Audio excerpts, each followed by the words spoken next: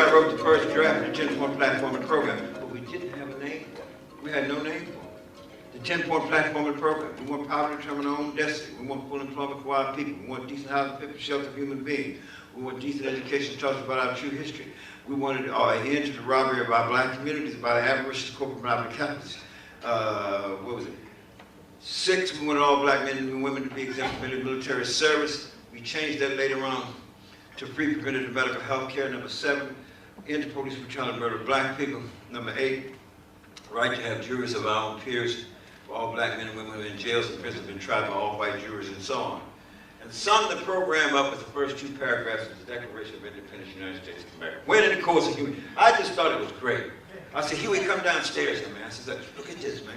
It says, when in the course of human events it becomes necessary for anyone. I said, now we can change this a little bit and kind of paraphrase it, whatever, etc. When in the course of human events, listen to it, becomes necessary for any one people to dissolve the political bondage which are connected with another, and to assume among the powers of the earth the step in an equal state to which the laws of nature, nature's God entitle them, a decent respect to the opinions of humankind, dictate they should declare the causes which impel them to dissolve that political bondage. When a long train of abuses and usurpations pursues and invariably evinces a design to reduce a people under absolute despotism, then it is the right of the people to alter, change that government, and provide new guards for their future security and happiness. The Declaration of Independence. Or I should say, just a white man's knowledge. I said, no, that's my knowledge. Why come you say that? I say it's 1 + 1 = 2, the white man's knowledge. I said, that's just a fact. You know a mathematical fact? Yeah. And then, of course, in dialectics, you know, I always taught party members, we use dialectics. We don't use mythical. We like to do research. Quantitative increase, quantitative decrease causes a qualitative leap of change. You had to know and understand that when you came around me and doing organizing in the community. The increased amount of times you sell a Black Panther Party newspaper in the designated area where you sell it, and over and over and over you sell it, and an increased amount of times you talk to the brothers and sisters that you're doing, you are decreasing the apathy and increasing the consciousness. So that's what it was about. How do you educate the people about programs, about organizing, and unify the people? And we came up with all these programs, beginning with the Free Breakfast for Children program, 6L anemia testing program, free preventative medical health care clinics. That's what we started with. But party members from Seattle, Washington, to Winston-Salem, North Carolina, to Boston with Sister Archie Jones, who run that chapter up there, to Chicago, as they got creative with the whole concept of grassroots community programs. I looked up, and Winston-Salem has got a free ambulance program. I said, hey, right on. I hadn't even thought of that, but I said, right on. I looked up in Boston, and then Sister Archie Jones got a free pharmacy program. Hey, right on. Richmond, Virginia had a free pest control program. Next thing you know, we have 22, 24, and they expanded even after that, programs in the community to organize and unify the people around. All growing out of the foundation of the 10-point platform and program of our Black Panther Party. That 10-point platform and program.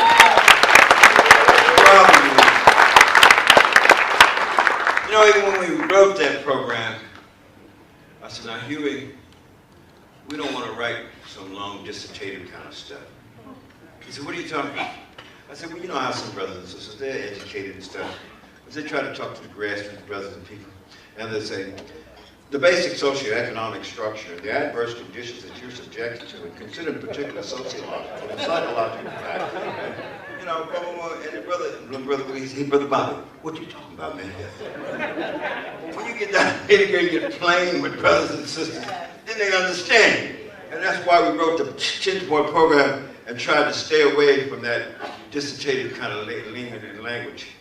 But that program, as it's been said tonight already, is just as relevant today as it was then. And I mean that in a more profound way.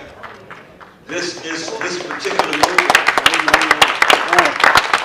this particular Occupy Wall Street movement, and that in my last 3 speaking engagements just this fall, I mean, I walked in, and the first thing I say to these 500 or 600 or 700 students who I'm speaking at, Occupy Wall Street! And the whole crowd jumped right on. And it's thing.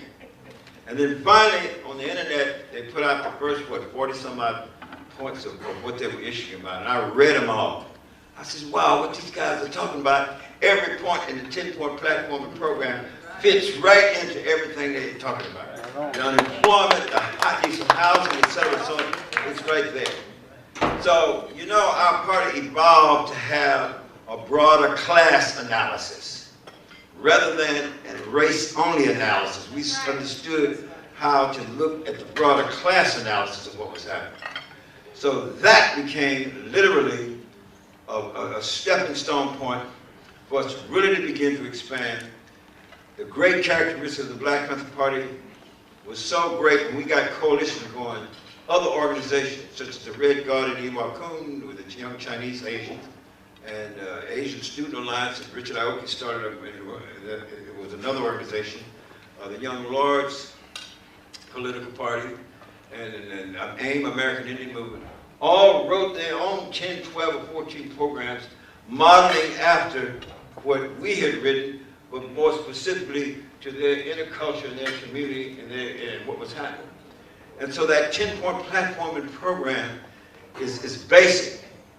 I mean, it's really no different from a lot of civil rights organizations and other organizations, except that we in the Black Panther Party really says we believe in the right to self-defense. Right. And I guess that's what captured the imagination, not only of a lot of people, but captured the imagination of the white racist power structure. These Negroes talking about defending themselves.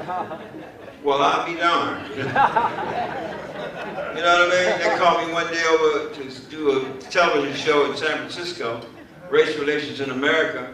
And I took my 10-point platform and program, but also took 500 of the 3,000 racist letters that had been sent to us in the Black Panther Party. I had given a directive somewhere back then that all racist letters to all chapters and branches got to be sent in so we can give it to our lawyers, because that would be evidence in the courtroom for our right to defend ourselves, you know what I mean? And so I took these letters over to the host and I dumped them out there, and he says, why are you dumping these letters? I said, you the one got the program up there called Race Relations in America. This is a bunch of racist Ku Klux Klan, Nazis, everybody here, talking about killing and murdering us Black Panthers. They're gonna hang us, they're gonna do this, blah, blah, blah, blah, blah, blah, blah. And I says, boom. I says, now, what you need to do, I told the host, look at these letters. I said, there ain't no return addresses on none of them. No return addresses on none of them. I says, now, all you peace-loving people, with your white, black, blue, red, green, yellow, polka dot, I'm ready to say something. But you peace-loving people, I ain't talking about you. I'm talking about these hardcore racists here. Every racist who sent this, first, my home address is 809 57th Street. You ain't got no address on yours. I said, headquarters address is so-and-so. I gave about 10 addresses for the Black Panther Party's office and headquarters. I said, now when you come to shoot, kill, and murder us, when you come, remember, we have shotguns, we got pistols, and we will exercise the right to defend ourselves. So when you start shooting at us, we shoot back. My point is, we have to stand up to defend ourselves. We was talking about defending our constitutional, democratic, civil, human right, to organize our people, to raise the consciousness of our people, to unify our people. That's all we were talking about. This wasn't no macho stuff, I'm bad, man. You had to be disciplined. Even when we took the first guns out in the streets, we disciplined all the brothers and sisters. How you cannot point to guns. Point to the law they had to know about the guns. You cannot point a loaded weapon and all this kind of stuff. I mean, this is the kind of stuff we taught them.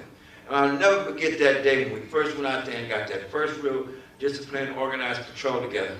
And that cop says, you have no right to observe me. 50, 60 people standing on the sidewalk. And he says, no, California State Supreme Court ruling states that every citizen has the right to stand and observe a police officer carrying out their duty as long as they stand a reasonable distance away. Reasonable distance in that particular room is constituted 8 to 10 feet. I'm standing approximately 20 feet from you, and we'll observe you whether you like it or not. And some sister on the sidewalk saying, well, go head on and attack. The cop says, is that gun loaded? He would say, if I know it's loaded enough. He said, well, I have right here. He said, step back, you have no right here. Went off, such Supreme Court versus somebody versus so-and-so, so therefore it's my private property. You cannot remove my private property from it without due process of law. Step back, you cannot touch my weapon. A tall brother standing there, he said, man, What kind of Negroes is these?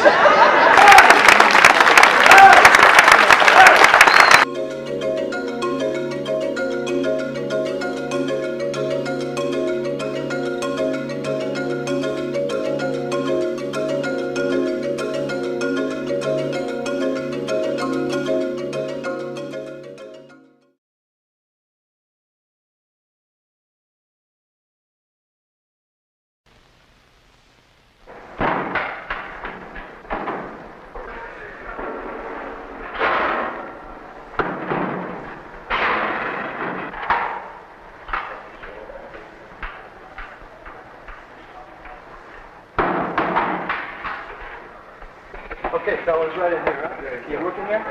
Where are you fellas from? KQED Channel 9.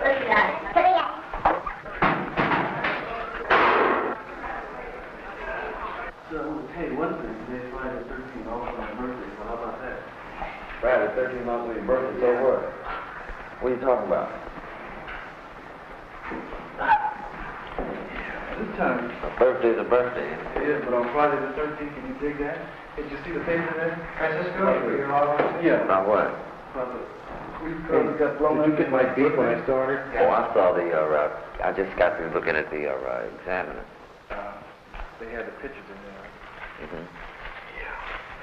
Yeah. We'd like to get a little bit more into the prison life, you know, just like Prison life? Lunch, you know, you're in prison now, you know, you tell us about the lunch.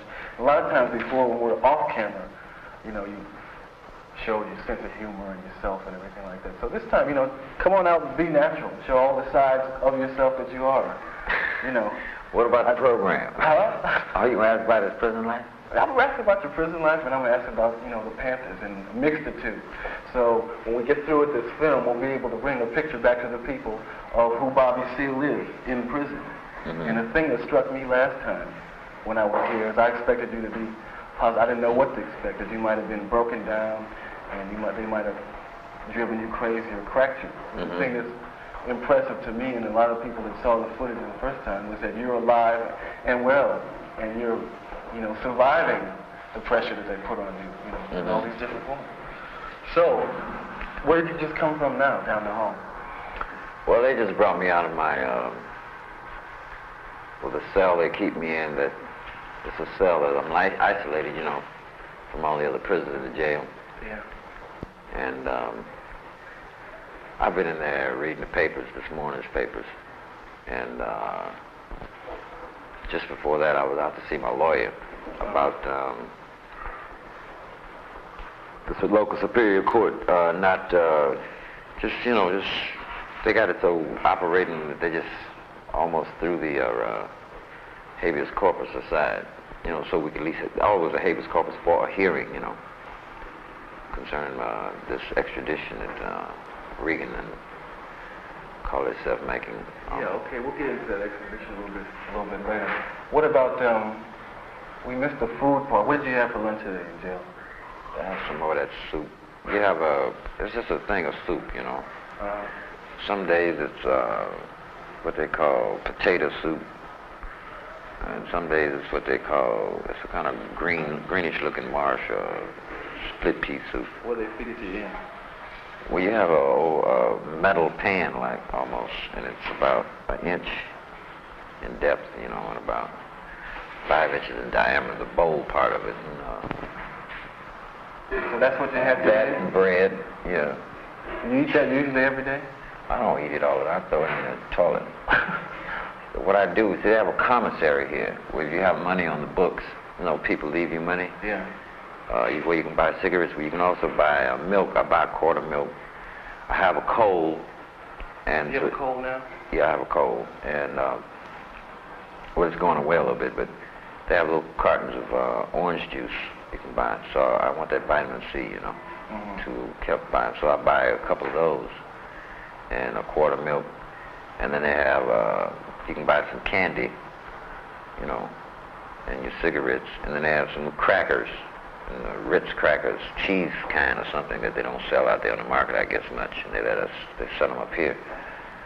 And I bought a box of those, you know, and sometime I'll eat and nibble off this. Peanuts, they have a little package, 5 package of peanuts. And Well, instead of eating that soup, I generally throw it in the toilet. The soup and bread. You just eat the crackers. Yeah, instead of eating the soup and bread, I eat the crackers and drink some milk. Sometime I might take 2 or 3 spoons of the soup. Yeah. And they have some green salad. Sometimes they chop up and throw on a plate. And if it's got any kind of dressing on it, I'll eat it. If it don't, I generally throw it away. Like if you really had your choice of what you would eat, you know, if you're really in there, you know. Like last time you said you wanted some, you know, some soul food. And if you would, you know, and you went into this whole thing of describing what would you eat if you could have something to eat? Well, I'm a cook. I can cook, see? So what would you cook? Well, I'd cook. If I was out of jail, I've been in jail now about 6 months. I like to go home and get my wife, and we'll go down to the co-op market somewhere, and we'll buy some cube steaks, you know what I mean? Some nice little thick cube steaks, you know, and bell peppers, onions, and all this other stuff, you know. And I'd go home. I'd do the cooking more than likely. We cook together. But you do most of the cooking at all? No, I don't do most of the cooking. I would do the cooking when I really want to eat something that I want to eat, you know, the way I want to cook. When she can cook, she learned how to cook. When she first married, all she could cook was spaghetti, you see. So I do 50% of the cooking now. She learned how to cook, you know, by me helping her, teaching her how to cook, you know. Well, I had to learn how to cook when I was in L.A., when I was living by myself, see. And well, I had to learn how to cook what I could, you see, because I really didn't have no money. I was hung up one time and just broke, you know.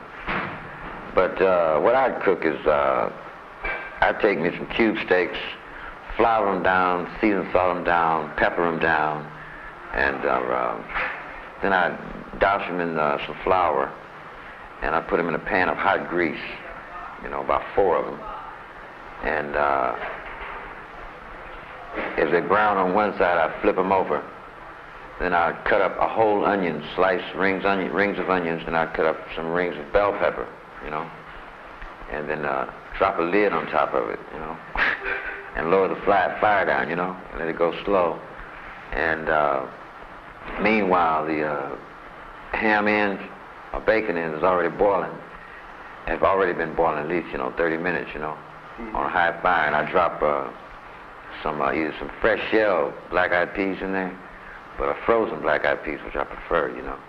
Actually, I'd been put them on before I dropped the meat in, you know, because the way I'm going to do this. But I got these black-eyed peas going, you know, with a little bell pepper in there, you know, and I would season it down right, just, you know, black pepper and all that stuff. I like highly seasoned stuff, you know. Then I got this pan of rice-a-roni cooking. See, I've got this 3 or 4 slabs of butter in the bottom of this pan. It's just melting, and I throw this rice-a-roni and let it brown over, you know, and boom, throw all this stuff in. And I take 3 tomatoes, 1 tomato, you know, after the rice steams up inside, you know. I put the water in, put the little herbs and all this stuff, this beef rice-a-roni, you see. And after it comes up, I take a tomato on top of the rice, I stir it up, and then let it steam a little bit, and I take a tomato and slice it all up, and put the slices all over the top of the rice, and put the lid back on it, you know, and then let it sit there, you know, real low fire, let that juices from the tomato simmer down into the rice, you dig? And I have some cornbread, you know, and I like a tall, cold glass of milk, you see? And when that cornbread is hot, the rice-a-roni is hot, you know, and everything is cooking. What I do, I take the meat out of the pan, and I put 4 or 5 tablespoons of flour in the bottom of the pan. It'd be equated with the amount of grease, you know, and the juices and seeped out of the meat, you know, into there. You know, it's kind of cooked too, you know. And you let the flour brown, you see. And then that's when I go to my thing, you know. I get me half a bottle of steak sauce, you know, and dump it in there. Some hot sauce and dump it in there. And some peppers out of a jar and dump it in there. A little more seasoning sauce, salt it down and taste it. You know, you have to taste your food, you see. It tastes good, boom. And take all the meat and put it back in the pan, you see. Cut up a few more onions, a few more bell peppers, you see. Tomato maybe, you know. Boom, and put the lid back on there and just let it simmer there, you know what I mean, for about 20 minutes. Everything is nice and hot. And that's what I have, some cornbread with butter in between it, some black-eyed peas, the ham ends, the bacon ends, or whatever you got in there, or a ham hock, you have to boil it a little early, you know what I mean, get it done, you know. And I agree, man. I like to get down to it. That's where it's at to me. Country brown cube steak smothered down in country brown gravy, black-eyed peas and rice-a-roni with all the gravy I want to put on it, you know, with all the way I got it seasoned just the way I like it, and a tall glass of milk. And I can see why you threw your simple way after all that. Man, I like to eat. You know, one time, a long time ago, somebody asked me what I'd rather have. I was down in Los Angeles at the time when I was trying to make it 10 years ago. And he asked me what I'd rather have. Would I rather have a Cadillac or would I rather have a refrigerator full of food, you dig? And you know, you think about this, you know, I like to eat. You know, when I was growing up, we didn't have a lot of these things, you know. We get a piece of steak. It was a little bitty piece of steak, and it was far and far in between, you know. And Mama would hustle up a skinny chicken for Sunday, you see. And Daddy, he's around working here and there, but we didn't get much meat. We eat a lot of greens and black-eyed peas and cornbread, you know. Was that in Oakland? Yeah, I raised up right out there in Berkeley, Cordonesis Village, the ghetto over there. Were you in Cordonesis Village? I lived I remember that. Remember the Busy Bee Cafe? Yeah, I remember. You talking about on 9th and, what's the name? Harrison. Yeah, I lived on 6th and Harrison. And they finally tore that place down. Yeah, I know they tore the whole place down. That's where we was raised up at, man. And, see, I remember my mom used to bring ends and stuff. And I think about people who are hungry, you know. And I think about people, that's why breakfast for children is where it's at, man, you know. Because in the morning, like you eating grits, I like to eat breakfast, you know what I mean? I want 3 or 4 slices of that, some thick bacon, you know what I mean? I don't like that a little dainty, thin bacon. But I eat it, you know, it's sweet and it's good, you know. But some grits and some butter, you know what I mean? Some hot biscuits or some jelly or some syrup, one way or the other, you know what I mean? And that's where it's at. And I think every little kid in the country should have it, you know. Sausage if he wanted, ham slabs and grits and butter and jelly and biscuits. You know, we make toast with placing the butter. This is where I was raised up. You put the butter on the bread, you know. I don't dig toaster bread. Toaster, you know, we put, you know, they take the toast and they put it in a little toaster, you know. Well, that ain't the way we do it. I wasn't where I was raised because we didn't have no toasters. So we had to put it under the flame in the oven, you know. And we still do it, but we like it that way. We're so used to It tastes different, too. tasting spats of butter on top of the bread and sliding it in the oven, you dig? And then it toasts right, nice and hot, and it toasts nice, and the butter melts down, and you come in nice and hot, you know what I mean? And I hated margarine, you know. The reason I hated margarine, even when I was a kid, I knew it was a fake, you see? And it wasn't real butter, you see what I mean? And I kind of adopted this from my daddy. He didn't want nobody's margarine. He wanted real butter. And my mother likes real butter, you know.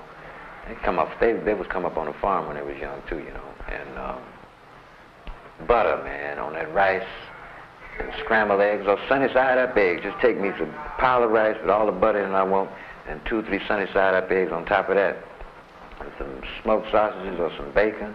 What about in the jail? You ever talk about this food in Oh prison? man, I talked about this one night, man. The cats told me to be quiet. I got to talking one time describing the meal. You know, I was hollering down the block to some other brothers that I talked to, Los Siete, you know, Los Siete and them brothers. And they get to describe and stuff, you know. And they was talking about how they make chili. I make chili too, you know, roast beef, all that stuff. Stew, love to cook stew. Like when we in the Panther party, you know, Panther houses. Drop over to the Panther house or at my house or up at the top of the Panther headquarters office, you know. Got a kitchen back there. That's where it's at, man.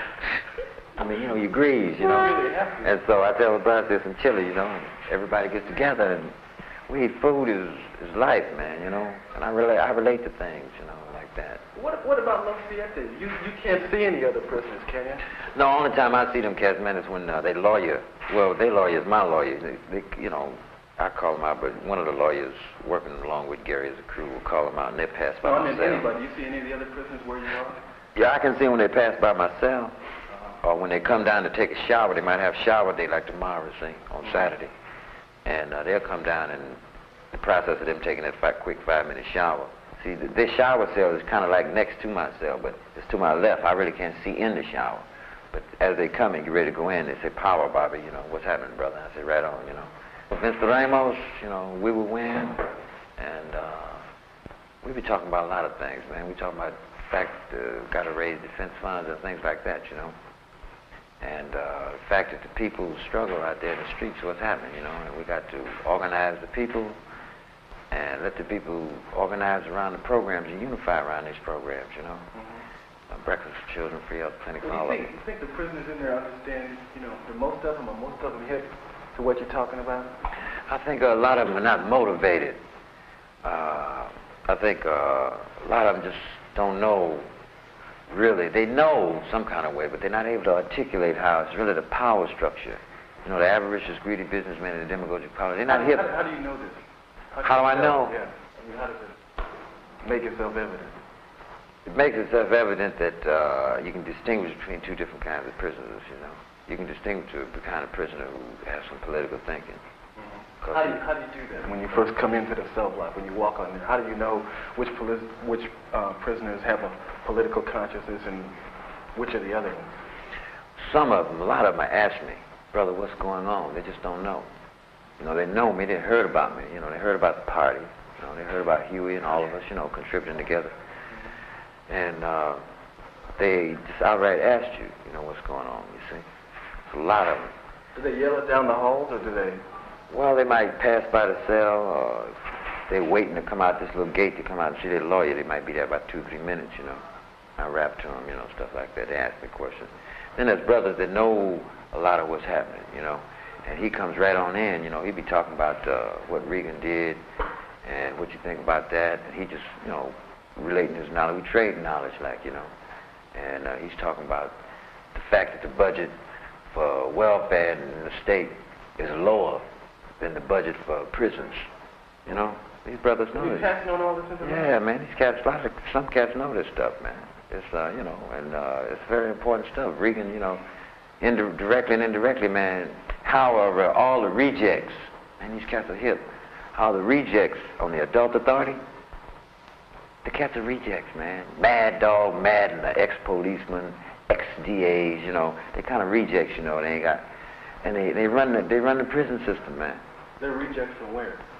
Rejects in terms of not being the best educated to run the prisons, or not being the best educated in society, you see what I mean? Last time we were here, we were talking about what it was like in the hole, and that was sort of graphic, and we missed that. Would you go over that again in all the way you told it, you know, all your expressions and everything, about what it was like when you were in the hole? Mm-hmm. Yeah. Y'all got no smoke, right? Cigarette? Anybody got a cigarette? Don't, go ahead. Yeah, go ahead. Okay. Just light one right there. You got a match? Well, while I was putting the hole, well, I have to tell you how it started. You see, this guard gave me, or let me have, the Black Panther Party paper. Yeah, there you go. After Gary had requested, you know, him to let me have it. And I took the paper. Gary had told the guard that he wanted me to read over 3 or 4 articles because he wanted me to make some notes on them and stuff like that, and some of my statements and everything. He said because he felt that in a couple of future cases that the DA was going to try to turn the meaning of them around, so he wanted to get them down now, you know. And I took the paper. God let me have it. It was one night when my lawyer come up to see me. And next day, or 2 days later, I think, I was in visiting, and so I come back from visiting. Visiting was over for that Sunday. That's what it was. And the cat told me, he says, Seale, you ain't supposed to have that Black Panther Party paper now. I said, wait a minute, man. I say, it's another guard, you know. I say, you just investigate. I say, one of the guys let me have the paper, you know. That's contraband. I said, oh, man, wait a minute. I said, if a guard gave it to me, I said, he gave it to me after requesting my lawyer to make some notes for some legal matters, you know. That don't make no difference. I said, no, wait a minute. I said, you're supposed to investigate, you know what I mean? And what you doing with the Jet magazine? I said, what Jet magazine, you know? So we found a Jet mag. I said, no. I said, you ain't found no Jet mag. He said, we got to. I said, look, man, I said, all these cats is running around here. They're going to visits and stuff like this here. I said, the cats probably through the Jet magazine. I said, because they always giving me something. They always throwing something in, you know. And he says, well, that's contraband. I say, well, man, I say, that's one thing. I say, but as far as the paper go, he said, well, you're going to get your visitor taken away. I said, no, wait a minute, man. I said, you got to investigate. And he says, no, he says, we don't have to do nothing. I said, well, then if you don't investigate, I said, that means you violate my rights by taking my visitors away. I said, so if you don't investigate, you're a bunch of low-life, scurvy, reprobated pigs. I say, and I don't go for it. And that's the way I feel about it. And so, well, you can't call us a pig. We'll take visitors away from you for next week and next week just for that. I say pig 1,000 times, pigs 1,000,000 times. As long as you violate my constitutional rights or my rights to my visitor, any kind of human rights I got, I say just because you won't investigate, I say you can solve the stuff. I say I consider you a pig until you do. And so they didn't like it. And cats started arguing with me, talking with me. I had some cups in there. There's an extra cup in my cell. You see, and the cat with the food wagon, so they feed you in your cell. He went around out on D block, on A block. He come in on D block. He happened to went around out on A block instead of coming back out and picking up my cup. Because see, I'm outside of the lockup for D block. You see, I'm in an isolated cell away from everybody. See, what are you doing with these cups in your cell? This cup here in your cell. What you gonna do? Write something for your lawyer? I looked at this dude. I said, look, man. I say. How can you be so stupid to ask such an unintelligible question as that as to be supposedly writing something for a lawyer with a damn cup? I said, now how can you be that stupid, man? I said, I'm not. I said, I'm more intelligent than that. I said, I want you to investigate about whether or not I got contraband in my cell or not, because that's also good. I said, here you come ask some stupid, unintelligible. I said, that's just the way you pigs think. You know what I mean? I said, you don't want to believe me. I said, but if you go check it out, you'll find out that the cat actually let me have the Black Panther Party paper. And so, boom, the next morning, man, they come to take me to the hole. And so, looks up there, 10 of them there, crowded all around in front of me. I said, all right, Seale, you're moving cells. I said, moving cells? I said, oh, I said, okay. So let me get my property. Oh, no, that's all right, John. I said, wait a minute. I said, if I'm moving cells, I said, I want my envelopes and my property and my candy and my cigarettes and everything and my legal stuff here. So I start picking it up. No. So there's one cat. I'll take care of that. I said, no. I said, in other words, I said, you're taking me to the hole, ain't you? I said, that's what you're doing, talking about I'm moving cells. I said, I'm still taking my property, so I snatched my property up. I said, I'm definitely taking my legal stuff. So I come out of the cell, I said, let's go. Walked on around here and went on down there.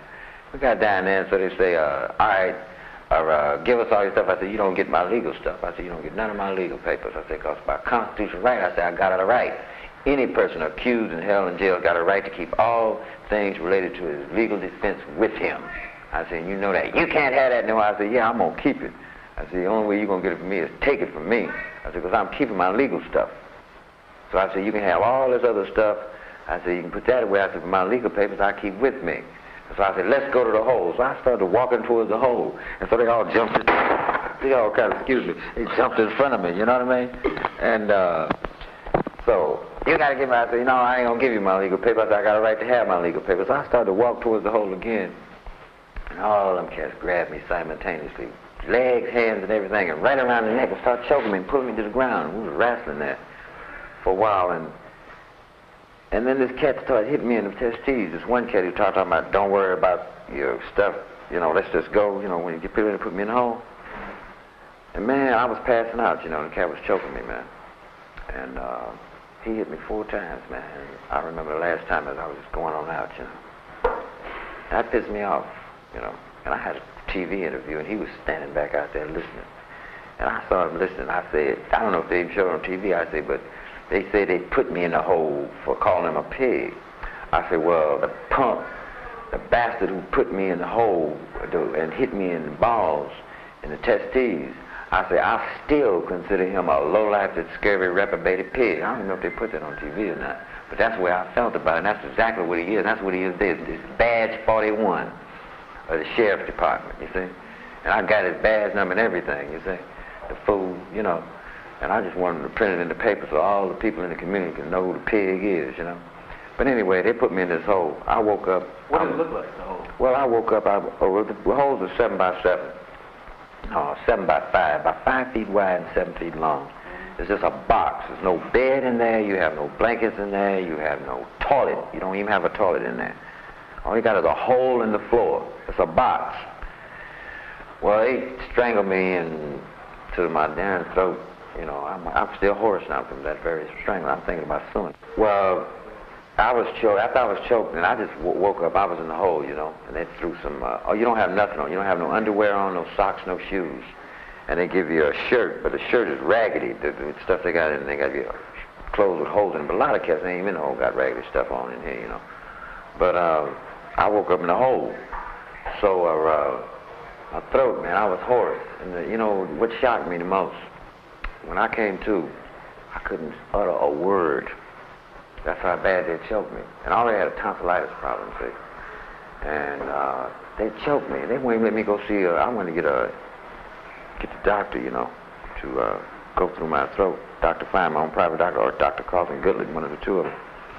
But they wouldn't let me go see. But anyway, these cats was sitting there, and they were standing there in front of me. They was getting ready to close the door. I couldn't utter a word. I tried to say something, and that shocked me. I thought I wasn't going to be able to speak no more, man.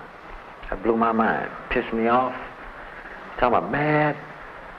And finally, after about 10 minutes in there, I said, ah, ah. And one of the cats came back and asked me, did I want some water? I said, yeah, I want some water, you know. And I got some water in my throat. And then I was real hoarse, like, you know, so.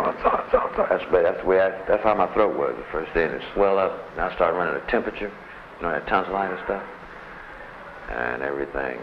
So how did you go to the bathroom in the hole? You just had that. Well, in the hole, man. This is that hole is declared unconstitutional by the United States Supreme Court, but they still use it. They lie and say they don't, but they do. They're always putting cats in the hole, always brutalizing and beating them. You know, like the other night. Well, you know the cat Raymond Scott. You heard of Raymond Scott? He supposedly killed all them people. Was accused of it, at least. Oh, down on Market Street? The black cat, yeah, man. Show you how he's rotten, man. One of these black cats in there, these black guards. He tried to go in on Raymond Scott, man, and brutalize the cat, messing with him, you know. And then, what did he do? man, he went and called a bunch of other guards, man, and went in there and they jumped on him, man. About 9 or 10 of them beat the cat, man. Beat him unconscious. In this jail. Now the man, Gary, he's a friend of Charles Gary's too, who killed his 3 daughters. It don't bother him, see. Nobody bothers him, you know. He's a friend of Charles Gary? Yeah, he know all the lawyers in town. He know all the people in the government around here. You know, he's a clerk, the kid who killed his 3 children. You know, I guess he needs some mental help, you know. And so, you know what they'll do? They will probably send Raymond Scott, who probably needs some mental help, to the gas chamber. But the white man, you see what I mean? They'll send him to a mental institution. You see what I'm talking about? Well, anyway, back to the hole, man. The hole has got a hole in the floor. It's just a flat hole, you know, you floor, and it's just a hole. And one of the things about it, they had the thing stopped up. They don't flush, you can't flush it from inside. You flush this flushed from outside by somebody else. The thing was stopped up. So I was in there about half an hour or so, and it's flushed. But it was stopped up, and the defecation and urine and toilet paper and crap come all back up in the floor, and I'm standing in 2 inches of water now, with defecation and everything, you know. So I watched, this little porthole, you know, got thick glass on it, you know, you can see through it like so. So I'm watching and see catch somebody passing. Every once in a while I try to bang on this door, but it's almost soundproof, you know. People can hear you kind of banging on it, but not much. Tell these dudes this damn thing is stopped up in here, you know. And, you know, and fall apart. And the cats knew it was stopped up. They knew it, you know. And not till late that night, man, when the shift had changed, you see what I mean? One of the guards that got some human sense. In fact, they'd given me some food in a plate, and through the little porthole.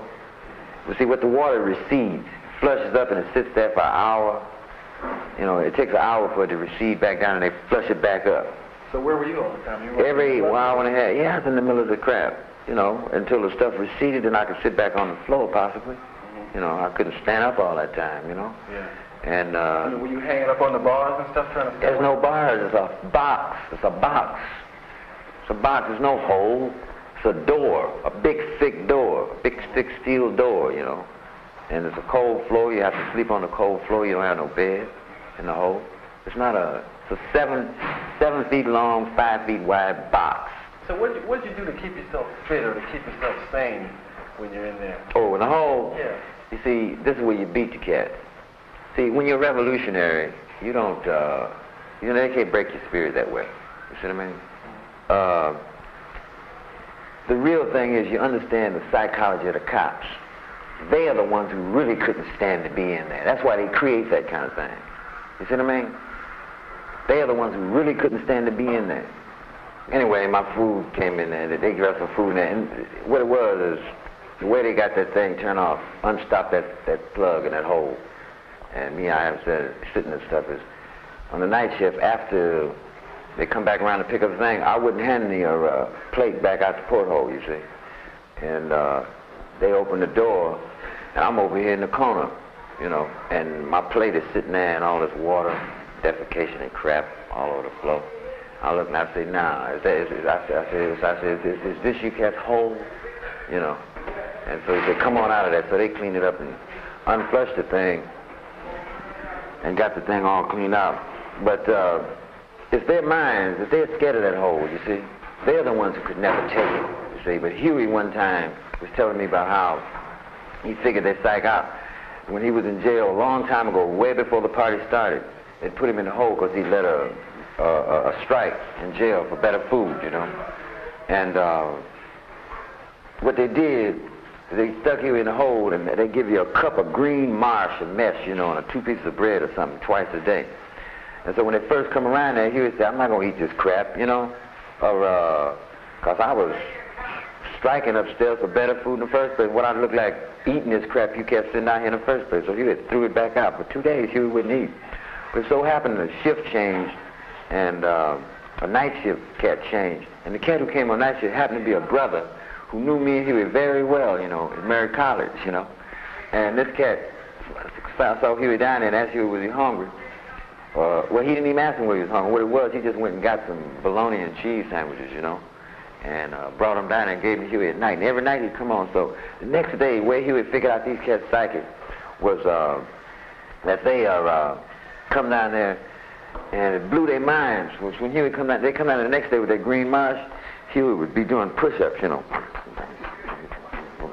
they didn't know how this cat did that for 10 days, and it blew these cats' minds, How could he do it?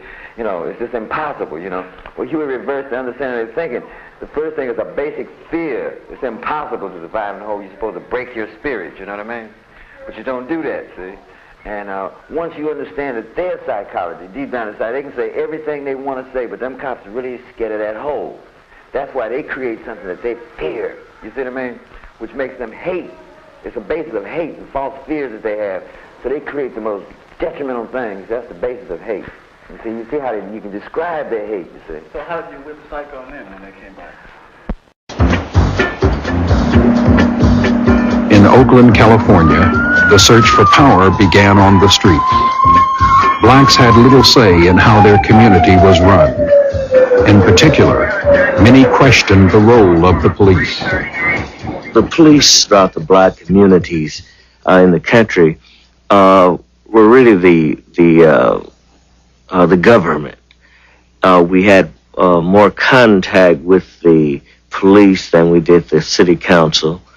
The police were universally disliked. The size of the mostly white police force was increasing.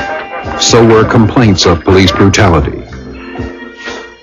Influenced by freedom struggles in the South and in Third World nations, in 1966, Huey Newton and Bobby Seale formed the Black Panther Party for Self-Defense, a symbol taken from a Lowndes County, Alabama political organization.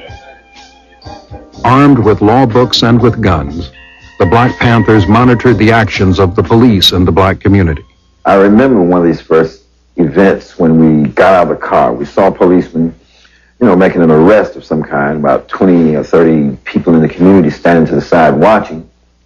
And the black folks, one of them says, hey, who are these people? Hey, man, this guy got, hey, man, I'm going to move out of here. These guys got guns and stuff like that. They were out looking at what the police were doing. We had officers stopping a car, and then we would have a carload full of these Black Panther people pull up behind them and watch them and see what they were doing, They were looking at what the police were doing.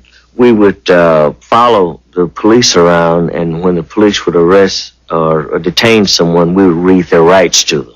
And it came down to some point where the policeman says, "What are you doing with those guns?" And Huey says, "Well, we got ours to defend ourselves and to observe you." And the police, "You have no right to observe me." And Huey, with all his law study, because he was in night law school at the time, California State Supreme Court ruling states that everyone has a right to observe a police officer carrying out his duty as long as they stand a reasonable distance away, and a reasonable distance was constituted in that particular California Supreme Court ruling as 8 to 10 feet. I'm standing approximately 22 feet from you. I will observe you, carry out your duty, whether you like it or not. And the black community is saying, "Well, go ahead on and tell it." The boldness of the Panther actions attracted young blacks, many in their teens. Carrying loaded firearms in public was a well-protected legal right in California. But with the emergence of the Black Panthers, state officials introduced legislation to outlaw loaded firearms within city limits. May 1967. In protest, the Panthers traveled to Sacramento, the state capital. We arrived there, all these black men and women, 24 males and 6 females with guns. And Ronald Reagan, then the governor, was on the lawn with 200 future leaders of America, 12 and 13 and 14-year-old kids. And these kids started leaving his session on the lawn and coming to see us. And these young white kids thought we were a gun club. Knowing the media would be there, the group of men and women then entered the Capitol building. Heavily armed, whether their weapons are loaded or not, nobody seems to know. Wait a minute. Wait a minute. Wait a minute. Are we under arrest? Am I under arrest? Am I under arrest? You place him under arrest. Am I under arrest? Take your hands off me if I'm not under arrest. If I'm under arrest, I'll come. If I'm not, don't put your hands on me. Is this the way the racist government works? Don't let a man exercise his constitutional rights? If my sweater's ripped, you will get... I'd like to make a statement now with this respect. Statement of the Black Panther Party for self-defense on the Mulford Act now pending before the California legislature. The Black Panther Party for self-defense calls upon the American people in general and the black people in particular to take full note of the racist California legislature, which is now considering legislation aimed at keeping the black people disarmed and powerless at the very same time that racist police agencies throughout the country are intensifying the terror, brutality, murder, and repression of black people. A nation that had grown used to the nonviolent civil rights movement was now confronted with new images of black protests. Later, at a Sacramento service station, news cameras documented the continuing debate over law and guns. Ain't no sawed-off. That's a rad shotgun just like yours. You don't know the Constitution, right? Sure we do. We're well aware of the Constitution. You have no right to take my gun away from me. You break the Constitution right. Right. The pamphlet says that the Black Panther Party for self-defense calls on the American people in general to take careful note of the racist California legislature. Why do you believe the legislature is racist? Don't you know? You're a part of it, and you're obvious it's a white system. It's obvious you see where we at. Do you believe everything that's in that pamphlet?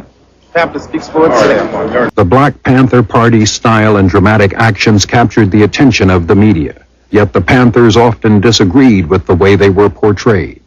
The Examiner made a report back here in the last Sunday's paper that we were anti-white, that we hold no bones, this is a quote, pick no bones about being anti-white. This is a bold-faced lie. We don't hate nobody because of their color. We hate oppression. We hate murder of black people in our communities. We hate the gross unemployment that exists in our communities. We hate black men being taken off into the military service to be fighting for a racist, decadent American promising us freedom. To present their story and their program for social change, the Black Panthers created a national newspaper. Language and art were important tools of the new party. I knew that images had to be changed. I know sociologically that words, the power of the words stigmatize people, and we felt that the police needed a label other than that fear image that they carried in the community. So we used the pig as a rather low-lifted animal in order to identify the police, and it worked. Some feared the reaction that the Panthers' stance might provoke. We'll just have to get guns and be My parents or my neighbors were kind of reluctant, kind of standoffish in their attitudes towards the Black Panther Party, because here you had a new dynamic kind of organization coming out doing things that never had been done in the history of this country before. Carrying guns, standing up to the police, standing up to the power structure. Eldridge Cleaver, who had gained fame from his writings in prison, was the chief spokesman for the party. And we feel that the police must be brought under control by any means necessary, including through force of arms. And we have never bit our tongue about that. We say it now loud and clear. We will always say it. We're not afraid to say it, that these racist Gestapo pigs have to stop brutalizing our community, or we're going to take up guns, we're going to drive them out. As the Black Panther Party grew, so did tensions with police.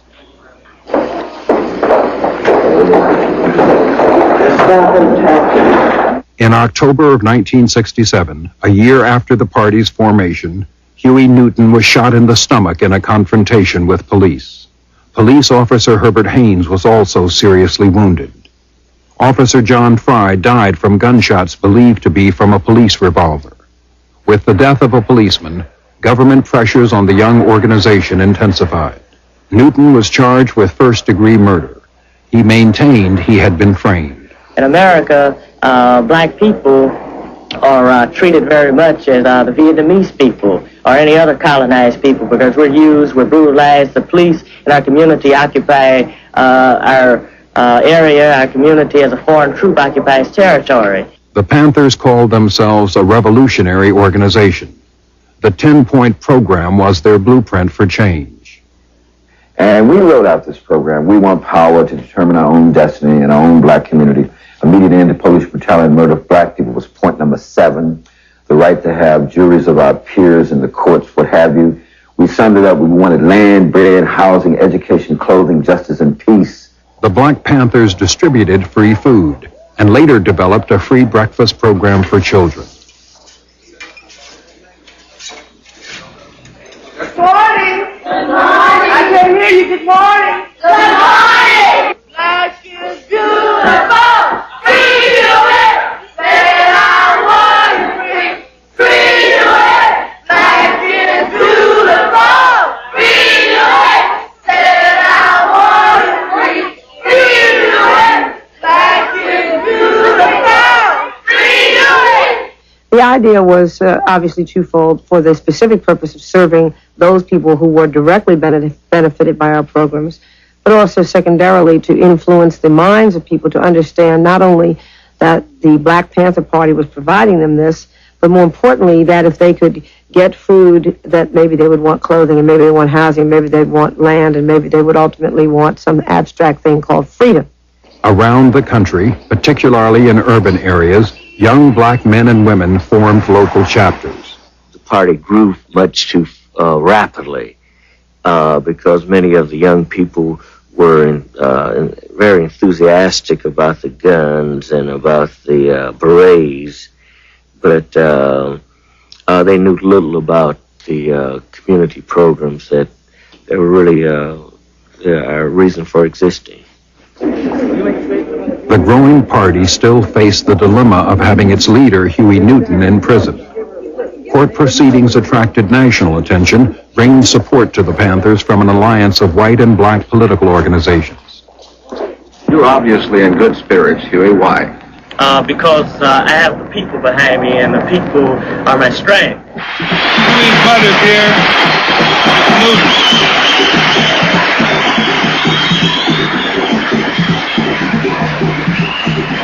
This is the Black Mother.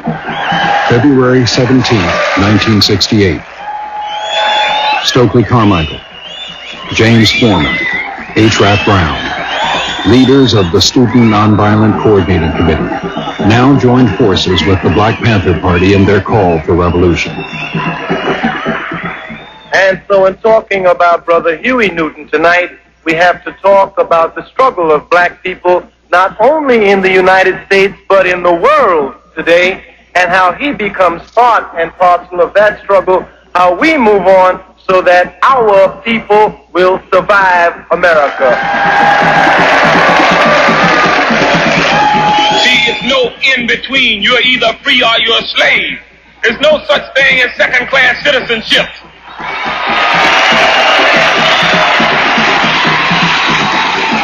The only politics in this country that's relevant to black people today is the politics of revolution. None other.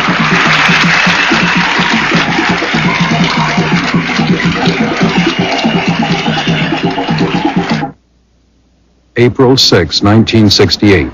A gun battle on the streets of West Oakland. 5 men were wounded, 3 police officers and 2 Panthers.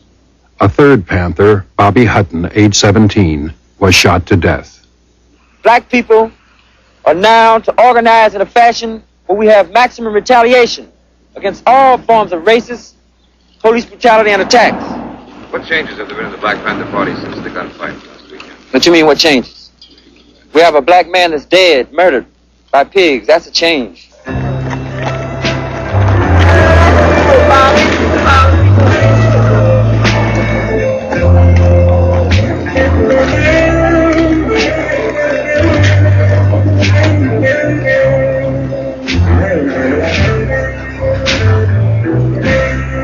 Here were men who were saying, listen, we are willing to take charge of our lives. We're willing to stand up. We're willing, I mean, there was the appeal that Malcolm had in many ways. They had a certain subjective appeal to my psyche and to my emotional need to say, yes, there were men in this world who cared, black men, who cared about the community and wanted to do something and were willing to take it to the last degree. In the fall of 1968, 2 years after the party's founding, Huey Newton was convicted of manslaughter in the death of police officer Fry, a conviction which was later overturned. With chapters in 25 cities, government surveillance was increasing. The membership of the Black Panther Party had reached several thousand and was growing.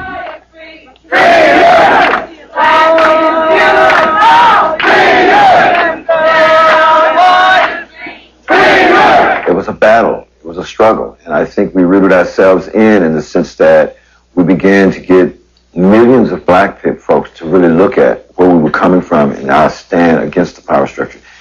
Now, a lot of people call revolution a confrontation. Really, what you and I meant by revolution was a need to revolve more political power and economic power back into the hands of the people. That's really what revolution is. The Black Panthers continued their struggle, working outside the system.